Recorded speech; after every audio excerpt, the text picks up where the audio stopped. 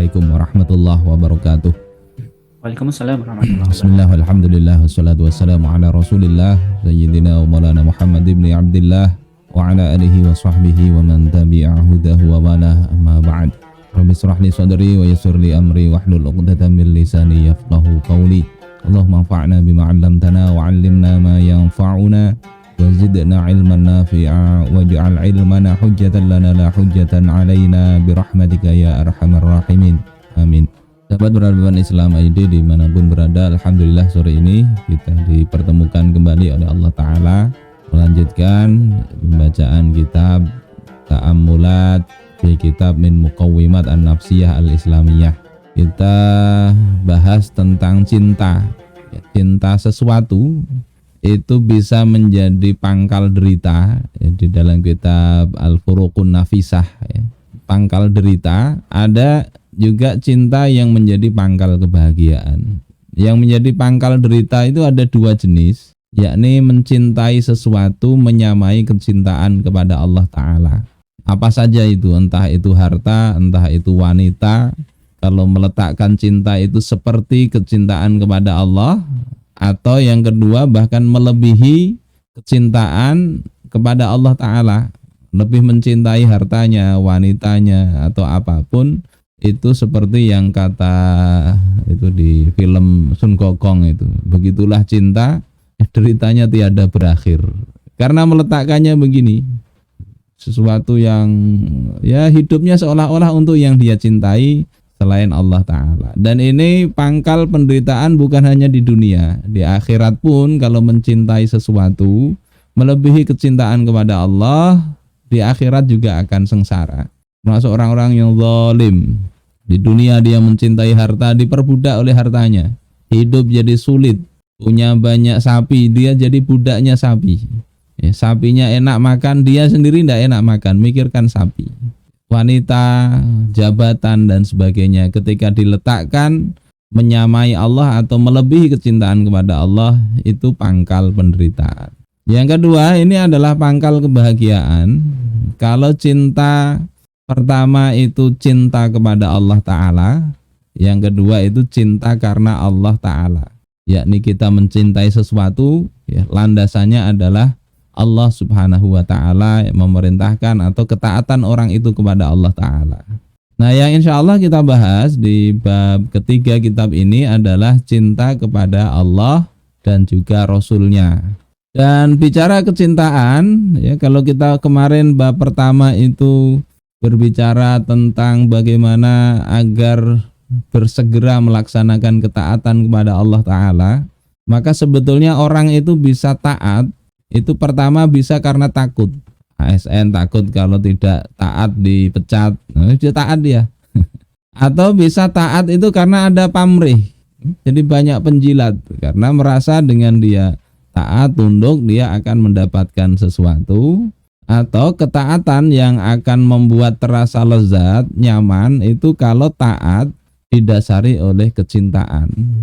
Walaupun nanti taat sebabnya apapun kepada Allah itu tetaplah baik. Kalau taat karena takut pada Allah tetap baik. Taat karena mengharapkan balasan dari Allah tetap baik.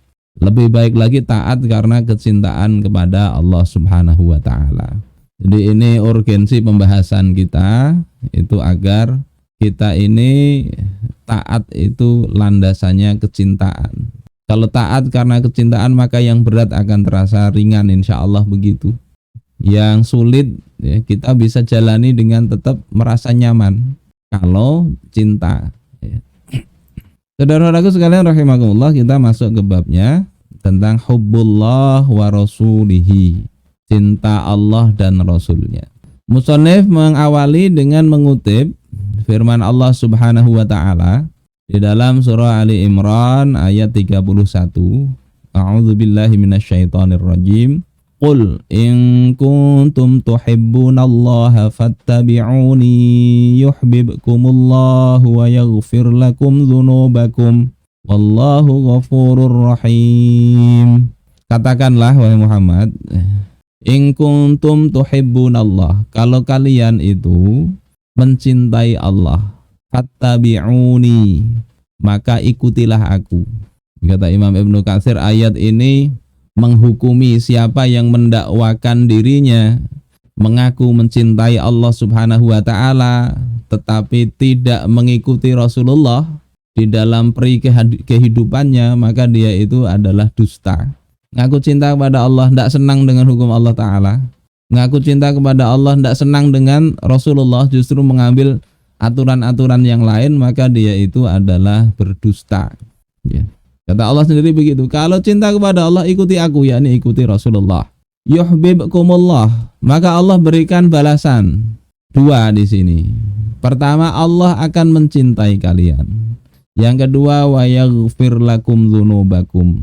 Dia akan mengampuni dosa-dosa kalian. Dan Allah itu Maha Pengampun, Maha Penyayang. Al-Azhari ini seorang ahli nahwu, ahli lughah, wafat tahun 370 Hijriah. Beliau ketika membahas tentang cinta, beliau katakan mahabbatul abdi lillahi wa rasulih, cintanya hamba kepada Allah dan Rasulnya, ta'ni ta'atuhu lahuma. Maknanya adalah ketaatan dia kepada keduanya, kepada Allah dan kepada Rasul. Jadi makna cinta itu kata ahli lughah Al-Azhari ini adalah taat, karena yang terlihat, yang terbukti dari cinta itu adalah ketaatan. Ngaku-ngaku cinta ndak taat, itu berarti cintanya ya ndak ada buktinya. Wa idba'uhu amrahuma, dan dia mengikuti perintah keduanya. Cintaan itu begitu. Jadi bukan hanya sekedar mengklaim, tetapi ada buktinya, yakni taat dan mengikuti yang dia cintai. Dan ini sebetulnya hal yang lumrah pada diri manusia. Bahkan tidak disuruh pun, itu kalau cinta biasanya niru. Kita bisa lihat anak-anak muda kadang rambutnya dicat-cat, ngikuti gaya artis yang dicontoh. Pakaiannya kadang yang ngikuti gaya siapa yang dia senangi. Tidak usah disuruh. Apalagi disuruh, tentu akan lebih ikut lagi. Imam Al-Baydawi ya, wafat tahun 685 Hijriah, beliau mengatakan al-mahabbatu iradatut ta'ah. Mahabbah atau cinta itu adalah iradatut ta'ah. Adanya keinginan untuk taat. Keinginan. Karena taat itu kadang ya enggak bisa juga orang melakukan, tetapi yang jelas ada rasa di dalam diri untuk mengikuti, mentaati yang dia cintai itu. Kemudian ada Ibnu Arafah, ini ulama besar mazhab Maliki kalau tidak salah. Beliau mengatakan al-mahabbatu 'indal Arab, yang namanya mahabbah menurut orang-orang Arab, iradatu syai' ala qasdillahu, yakni menghendaki sesuatu yang dia tuju, yang dia cintai, yang dia niatkan itu apa, dia ingini itu mahabbah. Kemudian Az-Zajjaj, ini sama juga ahli bahasa, beliau katakan mahabbatul insan lillahi wa rasulihi ta'atuhu lahuma. Cintanya manusia kepada Allah dan utusannya itu adalah bermakna ketaatan manusia itu kepada Allah dan Rasulnya. Wa ridahu bima amarallahu subhanahu bih, dan dia ridha, senang. Jadi kalau Az-Zajjaj bukan hanya taat, tapi taat disenangi, dibarengi dengan ridha, senang. Karena kalau taat tapi tidak ridha itu penjajahan itu. Ya, pemaksaan. Kalau cinta ini ada ketaatan, ada ridha. Ridha terhadap apa-apa yang Allah perintahkan. Wa ata bihi Rasulullah sallallahu alaihi wasallam, ridha dengan apa yang dibawa oleh Rasulullah sallallahu alaihi wasallam. Ini definisi sederhana ya tentang cinta itu. Cinta kepada Allah begitu, taat kepada Allah, ridha dengan ketentuan Allah Ta'ala. Sebagaimana perkataan seorang penyair, yang kalau kita cek ini syairnya Imam Asy-Syafi'i di diwan beliau ya. Ta'sil ilah wa anta tudhiru hubbah. Engkau bermaksiat kepada Tuhan sementara engkau menunjukkan kecintaan, mengaku cinta, menunjukkan kita cinta betul, tapi maksiat. Hadza muhalun fil qiyasi badi'u. Ini adalah perkara yang Di dalam nalar ini sesuatu yang muhal, yang aneh. Ngaku cinta kok maksiat. Nggak masuk akal. Nggak masuk akal. Lau kana hubbuka shadiqan la ata'tahu. Andai cinta engkau itu betul, engkau pasti akan taat kepada yang engkau cintai itu. Kalau cinta itu betul. Innal muhibba liman yuhibbu muti'u. Sesungguhnya orang yang mencintai itu dia akan taat kepada orang yang dia cintai. Makanya kadang ada orang pacaran itu, ini berikan kehormatanmu untuk bukti bahwasanya engkau cinta. Dan kalau diberikan kehormatannya terjadi perzinahan, itu berarti mencintai pacarnya tapi melanggar larangan Allah. Kalau dia cintanya lebih kepada Allah, dia tidak akan mau begitu karena Allah melarang. Jadi makna cinta itu begitu. Dalam urusan apapun yang namanya orang mencintai itu ada keinginan untuk taat dan ridha. Kalau tidak, maka itu sesuatu yang muhal, mustahil, dusta kecintaan itu. Sama seperti kita lihat sekarang ya, bagaimana sahabat kemarin kita bisa jadikan tolak ukur perbandingan. Misalnya kayak Rafi' bin Khadij, dia punya bisnis, sudah digarap ya, paman beliau ya yang garap lahan disewakan itu. Tapi mendengar Rasulullah melarang itu, ditinggalkan beliau. Ada yang biasa minum khamr, turun larangan, tidak protes, ditinggalkan. Karena apa? Kecintaan itu.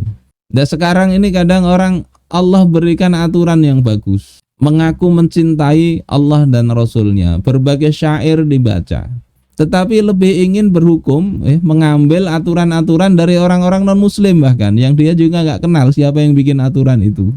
Sementara aturan yang dia kaji tiap hari, dia baca, itu dianggap itu urusan klasik, sudah tidak relevan lagi. Ini problem besar. Hadza muhalun fil qiyasi badi'u, kata Imam Asy-Syafi'i. Ini dalam pandangan nalar adalah sesuatu yang ajaib, mustahil ajaib. Wa hubbullahi subhanahu lil 'abdi. Kalau ini bicara cintanya manusia kepada Allah tadi, maknanya taat disertai dengan keridhaan, kelapangan hati. Sekarang bicara cintanya Allah kepada hamba, yakni al-maghfirah war-ridha was-sawab. Maknanya Allah mencintai itu bukan berarti Allah ingin mentaati, enggak. Tapi maknanya itu adalah Allah memberikan maghfirah, memberikan ampunan. Namanya senang itu ya salah-salah sedikit dimaafkan lah. Namanya senang. War-ridha, Allah senang. Allah ridha, tidak mempermasalahkan. Was-sawab, dan memberikan pahala. Ini yang kita harapkan dari Allah Subhanahu wa taala. Karena kalau kita hitung-hitung amal kita ini belum tentu diterima oleh Allah taala. Tapi kalau Allah senang, kita berharap belas kasihan Allah taala. Mudah-mudahan kekurangan-kekurangan kita itu diberikan maghfirah oleh Allah taala. Ibadah kita yang mungkin tidak begitu bagus ya, walaupun kita sudah berupaya, kalau Allah ampuni, Allah tutupi itu. Intinya kita itu ingin Allah senang, itu aja sudah. Jadi cintanya Allah kepada hamba itu Allah ridha. Allah ridha. Qala Al-Baydawi, Imam Al-Baydawi mengatakan yuhibbukumullah. Jadi balasan dari kalau kita cinta Allah kemudian mengikuti Rasul, yuhibbukumullah, Allah akan mencintai kalian. Maknanya adalah yaghfir lakum ay yardha ankum. Allah ampuni kalian atau Allah ridhoi kalian. Wa qala al-Azhari wa mahabbatullahi lil 'abdi in'amuhu 'alaihim bil ghufran. Al-Azhari beliau mengatakan cintanya Allah kepada hamba itu adalah dia memberikan nikmat kepada hamba itu dengan apa? Dengan ampunan Allah taala. Dengan ampunan. Kenapa ampunan yang lebih dikedepankan? Karena kita ini tidak akan mampu untuk taat kepada Allah secara sempurna. Istiqomah secara sempurna tidak bisa, banyak kurangnya, sehingga Allah ampuni itu sudah luar biasa. Qala Allah Ta'ala fa innallaha la yuhibbul kafirin. Sungguhnya Allah tidak mencintai orang-orang kafir, maknanya adalah ay la yaghfiru lahum. Yakni maksudnya Allah tidak akan memaafkan mereka. Saudara-saudaraku sekalian rahimakumullah, itu terkait cinta kepada Allah dan cinta Allah kepada hamba. Terus kita bicara hukumnya.